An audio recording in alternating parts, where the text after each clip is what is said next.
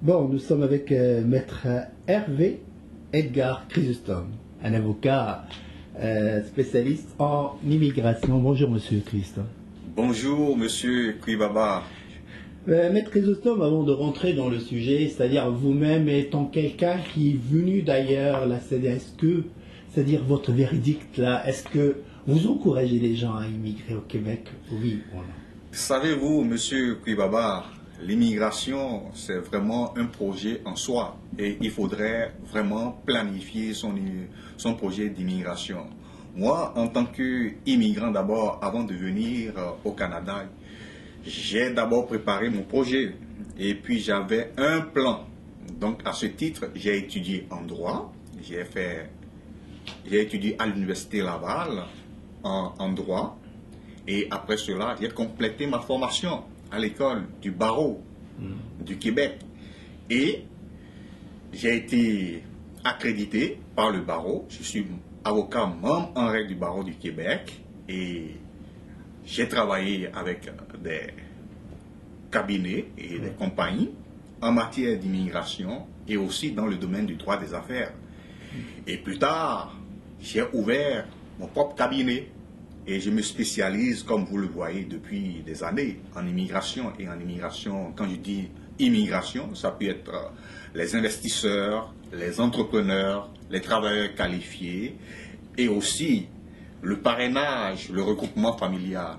Il y a aussi l'autre volet de l'immigration, c'est-à-dire les gens qui quittent leur pays pour diverses raisons, soit parce qu'ils fuient leur pays à cause du contexte politique. Ce sont les personnes qu'on appelle communément les réfugiés, les personnes à protéger.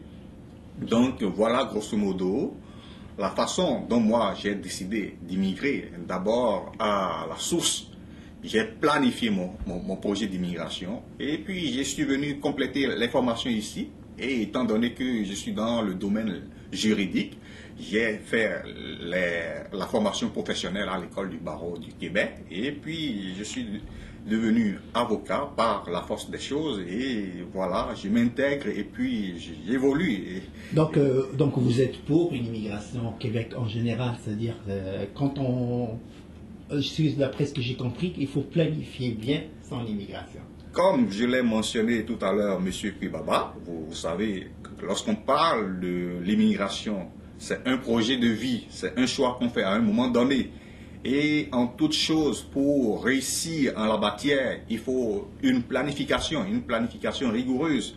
Et moi, je dis, moi, c'est un choix personnel. À un moment donné de ma vie, j'ai choisi d'immigrer et j'ai adopté un plan, une planification et j'ai réussi aujourd'hui mon immigration. Ce n'est pas facile. C'est pour cela que je dis c'est tout un projet et pour réussir ce projet, il faut mettre les instruments de notre côté.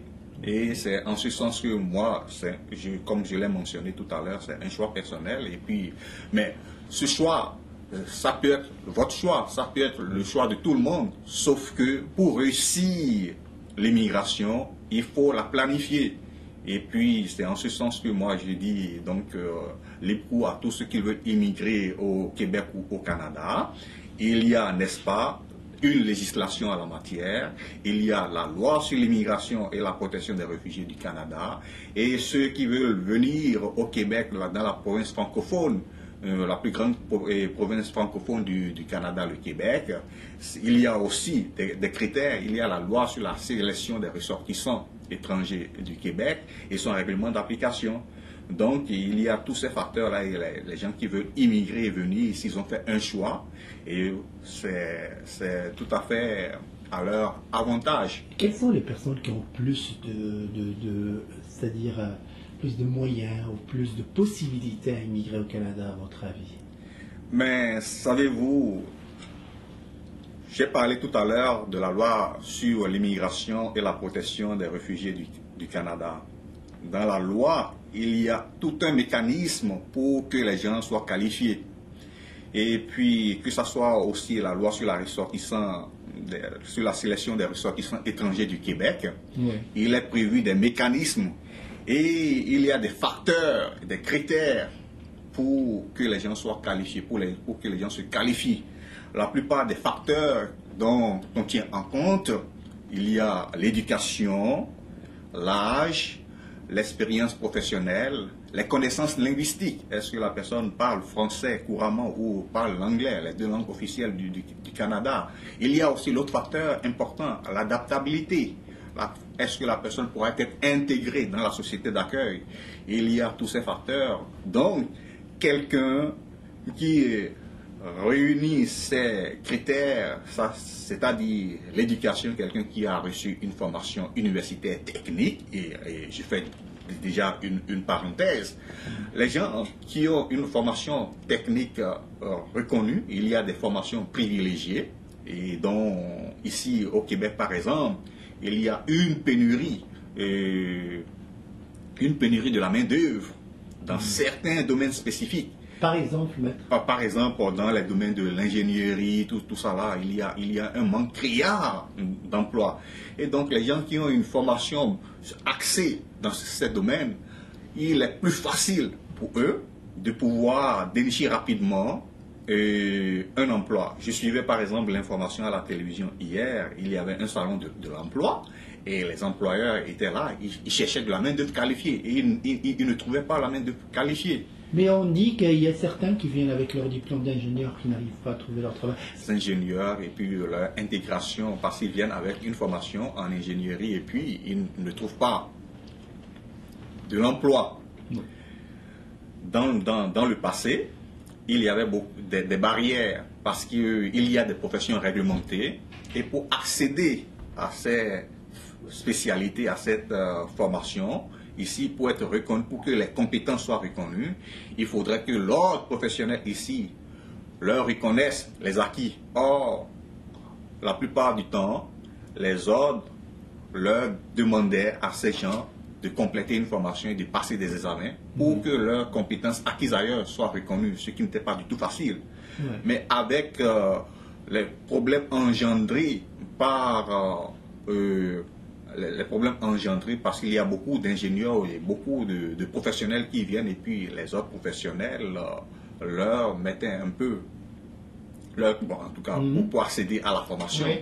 Sauf que récemment, le ministère de l'Immigration du Québec a entrepris des démarches avec les autres professionnels pour que les compétences acquises ailleurs soient reconnues et de façon le plus rapidement possible. Donc, à cet effet, il y a beaucoup d'améliorations qui ont été faites pour la reconnaissance des compétences acquises ailleurs que par le passé. Donc, les ingénieurs qui vont venir maintenant, ils auront beaucoup moins de difficultés à faire reconnaître leurs compétences acquises ailleurs. Et pour les gens qui se marient, tout ça, des fois, ils ont des difficultés à faire valoir, à faire vraiment accepter, c'est-à-dire on a toujours un doute.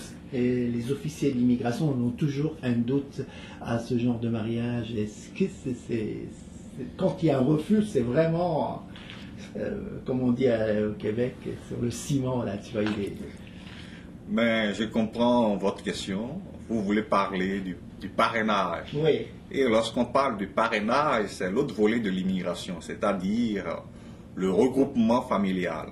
Les gens qui veulent venir parce que il y a un résident permanent du Canada ou un citoyen canadien qui veut, par exemple, parrainer sa femme ou son époux ou ses enfants ou ses parents. On parle de regroupement familial, c'est-à-dire le parrainage. Et lorsque je prends le cas particulier des époux, parrainage d'épouses ou d'époux, et que les gens se marient, la première chose qui vient à l'idée à l'agent d'immigration, c'est de dire que c'est un mariage pour les fins de l'immigration.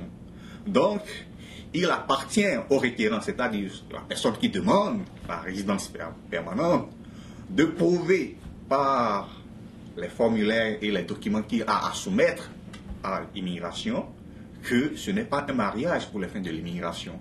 Donc, il y a une façon de préparer le dossier, il y a une façon de répondre aux questions et il y a une façon de monter le dossier, parce que les formulaires, il ne s'agit pas simplement de remplir les formulaires, il y a aussi une manière de répondre à ces formulaires, parce que sur les formulaires, on va vous demander par exemple l'historique, de votre relation. Il y a des questions pièges sur les formulaires et il faut savoir y répondre adéquatement avec les preuves à l'appui.